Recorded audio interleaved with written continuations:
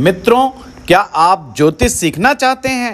यदि हाँ, तो इन नंबर्स पर आप तुरंत कॉल करें और पता करें कि एस्ट्रो पाठशाला में कौन सा कोर्स इस समय चल रहा है और कौन सा आने वाला। नमस्कार मित्रों, एस्ट्रो पाठशाला यूट्यूब चैनल में आपका स्वागत है।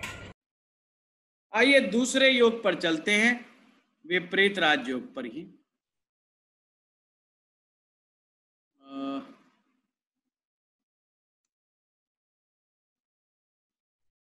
अष्टम से बनने वाला विपरीत राजयोग। नियम वही, अष्टम का स्वामी अष्टम में हो या अष्टम का स्वामी छठे में हो या अष्टम का स्वामी 12वें में हो। तीन स्थितियां, ग्रह का स्वामी या तो वहीं भाव में बैठा हो या छठे में चला जाए या 12वें में, यानी ये जो 6, 8, 12 है ये आपस में कहीं भी चलो तो ये आपका विपरीत योग बन जाता है। अब सरल का मतलब सरलता। अष्टम भाव मृत्यु भाव है, एक प्रकार से समाधि की शुरुआत अष्टम से है और समाधि के आसपास भी जब आप होने को जाते हैं, थोड़ा सा हल्का सा समाधि का झोंका भी आ जाए जीवन में, एक परिवर्तन हो जाता है, बड़ा आमूलचूल परिवर्तन। क्या? आप सरल हो जाते हैं। अष्टम से क्या चीजें आती है? अष्टम से फिलॉसफी आती है, अष्टम से दर्शन शास्त्र आता है, अष्टम से ज्योतिष आता है, अष्टम से गुप्त खजाना आता है। अष्टम गुप्त खजाना, आपके अंदर कुंडलिनी चक्र भी हैं, आपके चक्र हैं, ये आपका गुप्त खजाना जो गुप्त रूप से है अंदर, अथा उसमें एनर्जी भरी पड़ी है और आपको नहीं पता। जैसे हिरण के अंदर कस्तूरी छिपी हुई है, ऐसे अष्टम के अंदर से जो आने वाली चीजें हमारे पास होते हुए भी हमें उनका एहसास नहीं होता, कभी कभी उसका ज्ञान नहीं होता और कभी कभी हम समझ ही नहीं पाते अष्टम में परमेश्वर ने हमें क्या क्या दे दिया। अंतर जगत की यात्रा बड़ी महत्वपूर्ण है।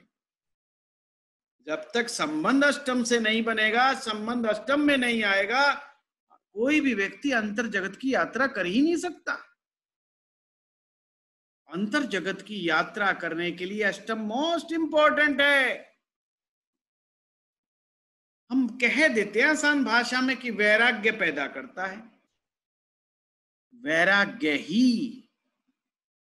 वैराग्य ही ध्यान रखना दर्शन शास्त्र की तरफ लेके जाता है।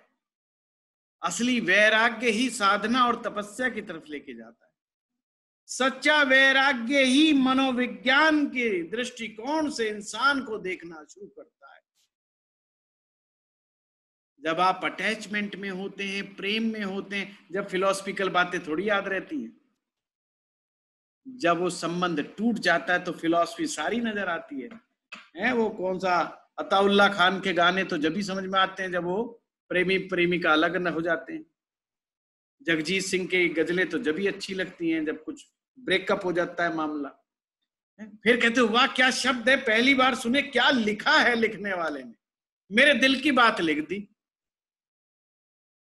पर जिनका भी अफेयर चल रहा होता है ना, और सब एंजॉयबल, ऑल इज करेक्ट होता है, जब पंचम भाव एक्टिवेट होता है, फिर जगजीत के गाने सुनाओ, अताउल्ला खान के, वो कहेगा बंद कर सबसे पहले तो इसको। ये भी कोई गाना हुआ तो डांस लगाएगा, हिप हॉप लगाएगा, रैप लगाएगा, 100 तरह के फंड लगाएगा, पर ये ट्रेजेडी वाले गाने नहीं लगाएगा। समझना बात। वैराग्य ही आपके अंतर के खजाने को खोज के निकालता है। जब सारे खजाने समाप्त हो जाते हैं, आपके पास जीवन में कोई मार्ग नहीं बचता, तो ही आप जमीन में छुपे हुए खजाने की तरफ निगाह मारते हो। कोई आपके बड़े बुजुर्ग कोई दबा हुआ खजाना तो नहीं छोड़ गए।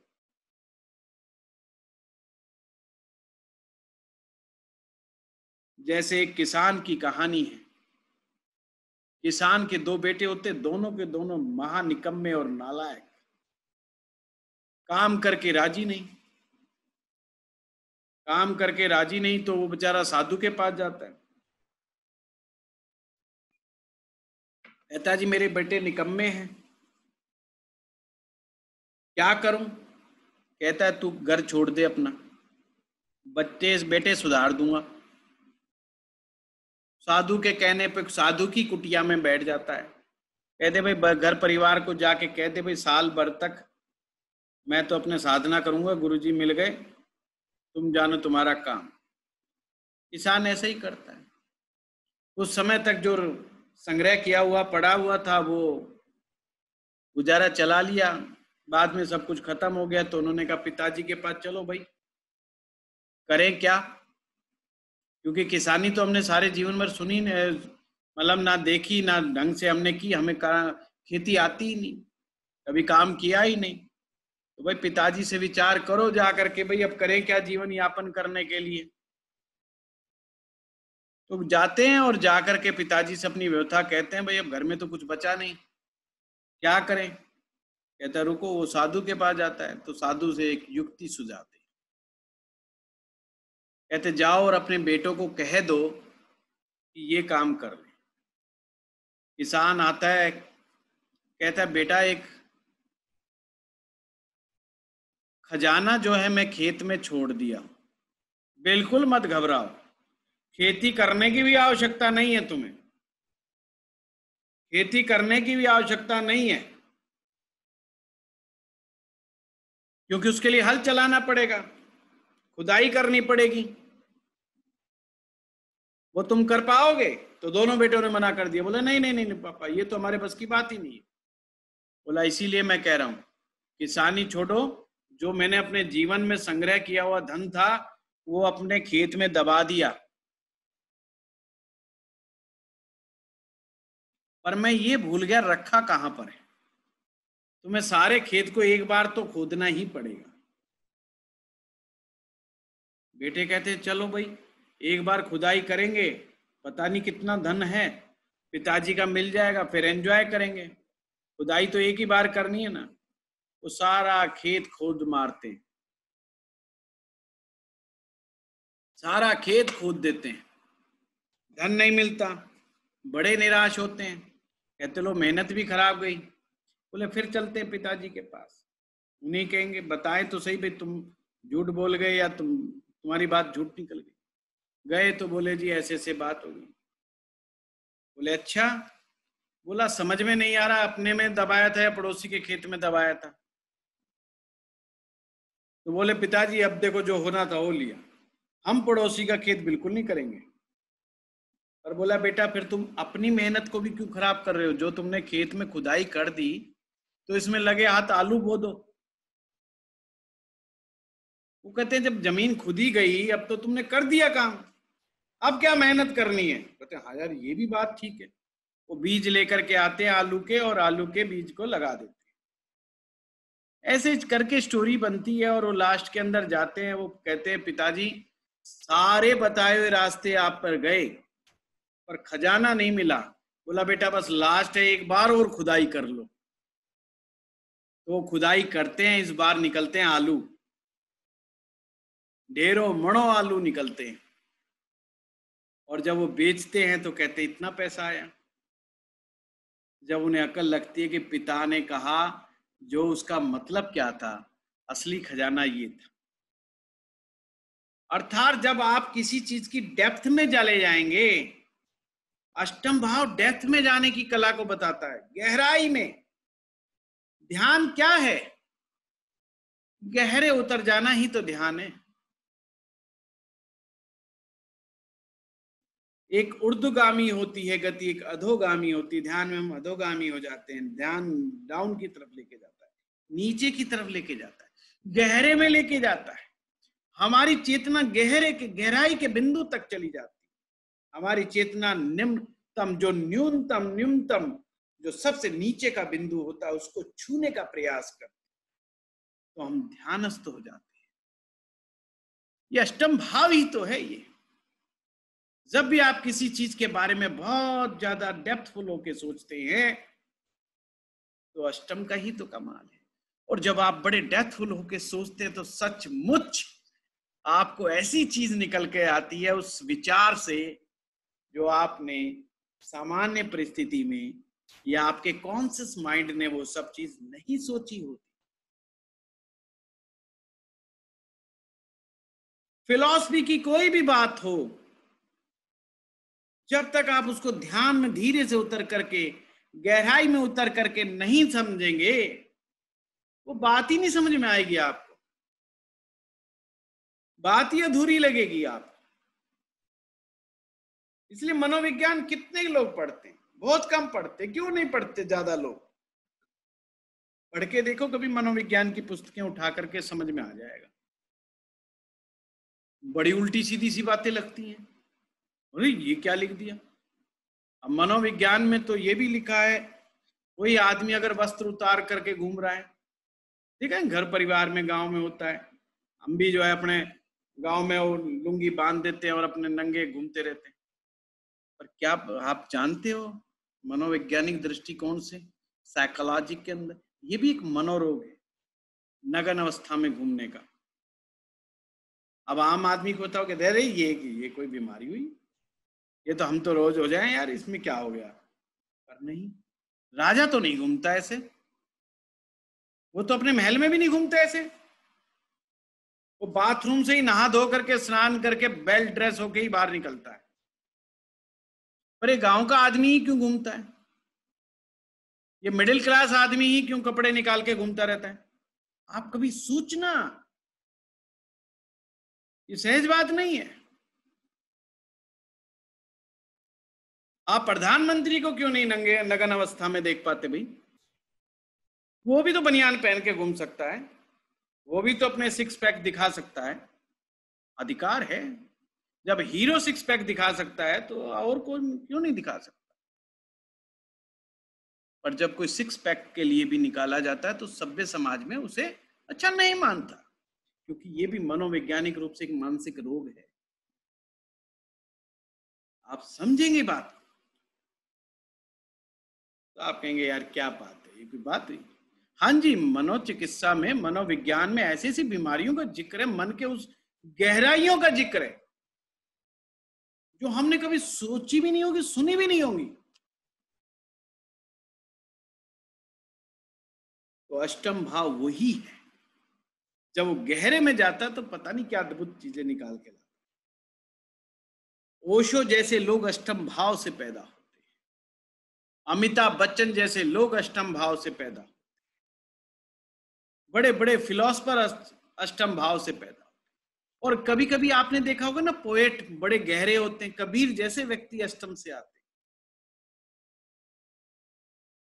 जिनके दोहों में, जिनके श्लोक में, जिनकी बातों में बड़ी गहराई होती है। बुल्ले शाह जैसे लोग अष्टम भाव से आते हैं।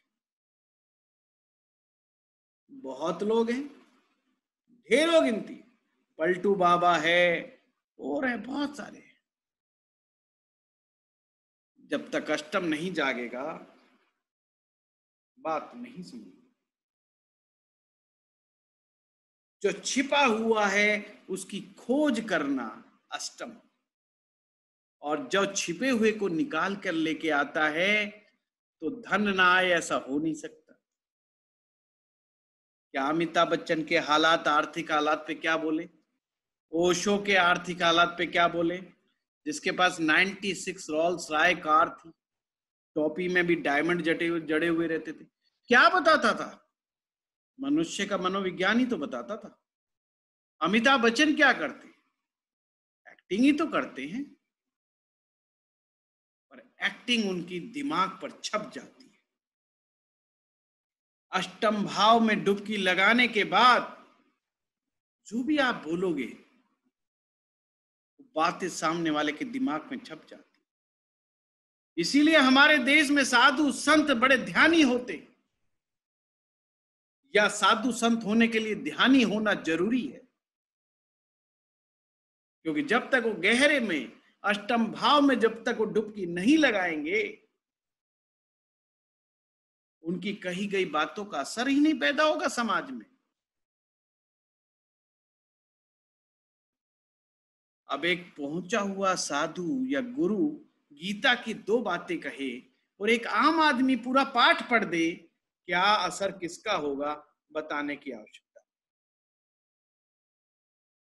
हमारे गुरुजी कहा करते गीता पढ़ने की पुस्तक नहीं है,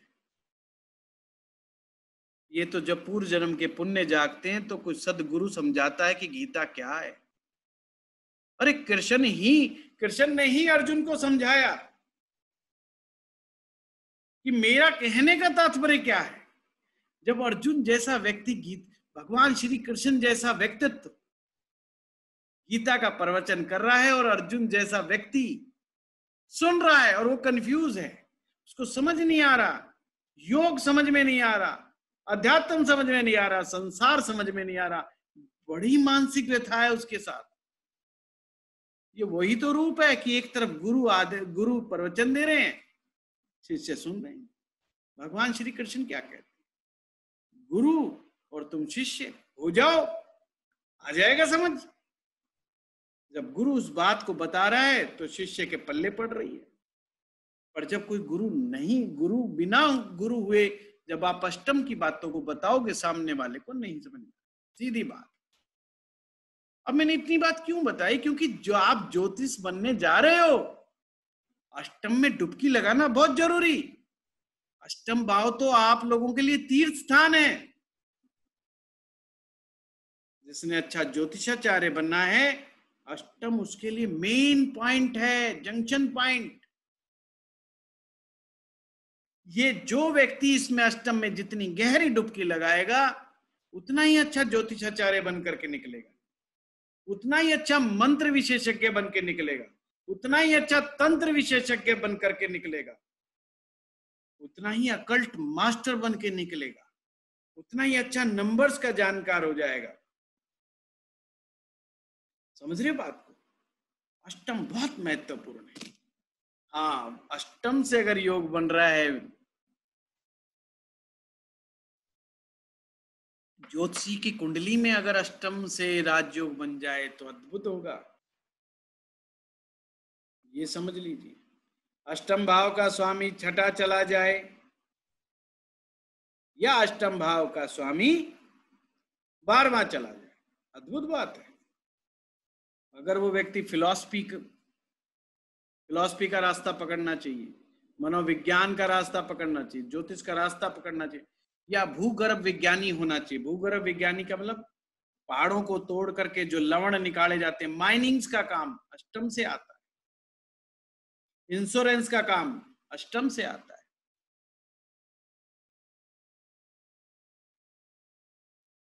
तो अष्टम से बहुत सारे रोजगार ऐसे हैं, या छिपी हुई चीजें, या आप कह सकते हैं इंटेंजिबल चीजों का काम करना। एक टेंजिबल प्रोडक्ट और इंटेंजिबल प्रोडक्ट। टेंजिबल जो दिखाई दे रहा है, इंटेंजिबल जो नहीं दिखाई दे रहा। अब आपको माइनिंग का काम करना है तो आपको क्या पता अंदर गहरे क्या मिलेगा, कुछ नहीं कहा जा सकता, सिर्फ एक अंदाजा लगाया जाता है टेस्ट के आधार पर। जो मेटलर्जिकल जो प्रोसेस होते हैं, कुछ नहीं पता। हमारा जेमस्टोन्स का काम, पत्थरों का, नगनगीनों का काम, जब ये रफ निकल करके आती है किलो के भाव में, कोई पता नहीं 1 किलो का माल में 100 ग्राम निकले या 50 ग्राम निकले, और निकले ना भी निकले बढ़िया माल, तो टोटल किस्मत के बेस पे चलती है अष्टम से आने वाले धंधे या बिजनेसेस। तो जब अष्टम जैसा होता तो ये सरल, अष्टम के लिए सरल होना बहुत जरूरी है। सरलता और तरलता होना अनिवार्य है। साधु जन कॉम्प्लिकेटेड नहीं होते। डॉक्टर के पास जाओगे तो जुखाम में एक इंग्लिश का नाम है, इतना बड़ा नाम है जुखाम का नाम। साधु के पास जाओगे वो समझा देगा, कफ बाहर निकल रहा है, तुम्हारा शरीर अब सही काम कर रहा है। आप कह रहे हो काम करो, मुझे गोली मांग रहा हूं, दवा दो मुझे। साधु कहेगा नहीं, निकलने दे, कफ है निकलने दे, गंद जमा हुआ था, पूरे साल का निकल जाए अच्छी बात। अरे ये तो बात ही दूसरी समझा दी। हम तो गए थे गंगादास बनने, साधु बाबा ने तो जमुनादास बना दिया। यही तो अष्टम है। सोच के गए थे, कुछ हो गया कुछ।